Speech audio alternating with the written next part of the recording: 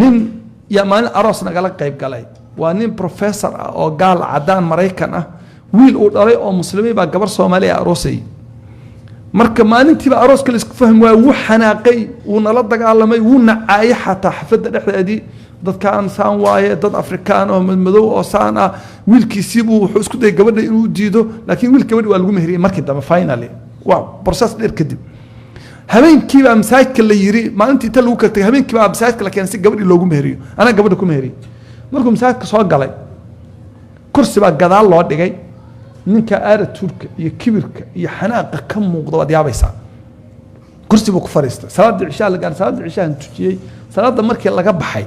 buu asagoo ilmeynaya buu soo kor istaagay markaasuu wuxuu igu yiri waad iga ooysay maxaad igu samaysay saasuu ila hadlaya markaasaan waxba kuma samayn maxaad akrinaysay markaasaan waxaan akrinayaa quraan hadalkii ilaahay oo quraan markaasuu mikrofonkii la booday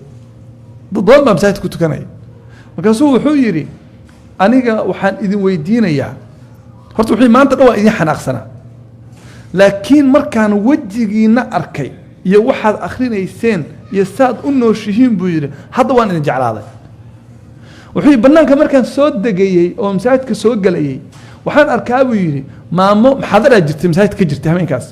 waxaan arkayaa buu yiri maamo van wadata muddo banaanka taagnaa buu yiri 5 ama 4 cunug bay wadaa way kala cararayaan way qoslayaan way ciyaarayaan ayadoo wixii waa qoslaysaa masaajidkay soo galayaan waxaan arkaa buu yiri nin iyo naag baabuur ka soo wada degay oo ciyaal tiro badan daadinaya masaajidkay soo galayaan mid kasta waa qoslaya hadda wajigiina dhanbigooda waa qoslaysaa aniga wixii kaniisada aan tago saan u dhannahay nimanka single fathers baan nahay naagahana waa single mothers qof la hadla kuma jiro mid kasta waa xanaaqsan yahay